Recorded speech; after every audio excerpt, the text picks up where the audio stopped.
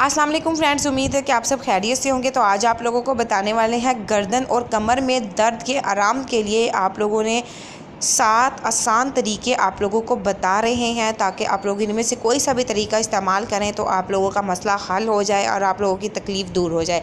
इससे पहले अगर आप लोग हमारे चैनल पर न्यू है तो चैनल को लाजमी सब्सक्राइब कीजिए।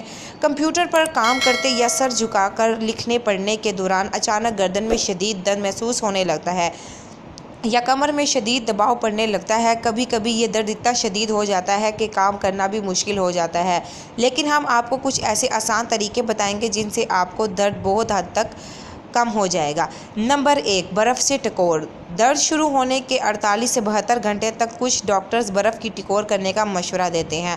बर्फ़ की टकोर सोजिश और असाब के खिंचाव को ख़त्म करने में मदद देती है, लेकिन इसके बाद भी पट्ठों में अकड़ाव महसूस हो तो गर्म कंप्रेसर और गर्म पानी से बाथ लेने से खून के बहाव में इजाफा होगा, जिससे पट्ठों की अकड़ ख़त्म हो जाएगी।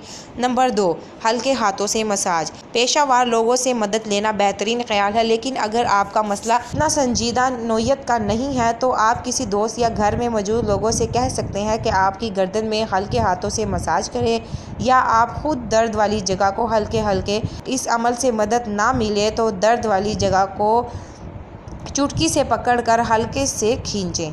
नंबर 3, गर्दन की वर्जिश करें। अगर आपको अक्सर ही गर्दन या कमर में दर्द महसूस होता है तो इसकी वजह आपकी कोई जिस्मानी सरगर्मी भी हो सकती है। दर्द होने के दिनों में वर्जिश या खेल कूद बंद कर दें। अगर आप रक्स, दौड़ या कोई खेल खेलते हैं तो इसको रोक कर अपने कंधों की वर्जिश शुरू कर दें, जिसमें आपके कंधों को हल्के से उठाएं और फिर उनको आगे पीछे और नीचे की जानिब हर कर दें। बेहतर यही है कि दर्द कम करने वाले वर्जिश के लिए आप मालिश से मशवरा करें। 2 से 3 हफ्तों के बाद आप अपनी रूटीन पर वापस आ जाएंगे। नंबर 4, पानी पीते रहें। जिस्म जो अगर पानी के मतलूबा मिकदार में ना मिले तो भी पट्ठों के दर्द का मसला होता है, इसीलिए इस बात को यकीनी बनाएं कि आप सही मिकदार में पानी पी रहे हैं। नंबर 5, तकिए का इंतखाब। कमर और गर्दन के दर्द की एक बड़ी वजह सही तकिए का इस्तेमाल ना करना भी हो सकता है। तकिया और गद्दे जिस्म को सहारा देते हैं, इसीलिए ऐसे तकिए का इस्तेमाल करें जो ज़्यादा ऊंची या सख्त ना हो। गर्दन के बनाई गई खसूसी तकिए का इस्तेमाल भी किया जा सकता है। नंबर 6, सॉफ्ट नेक कॉलर इस्तेमाल करें। सॉफ्ट नेक कॉलर इस्तेमाल करने से पहले मौलिक से मशवरा कर लें, क्योंकि इसको पहनने से गर्दन की हरकत महदूद हो जाती है।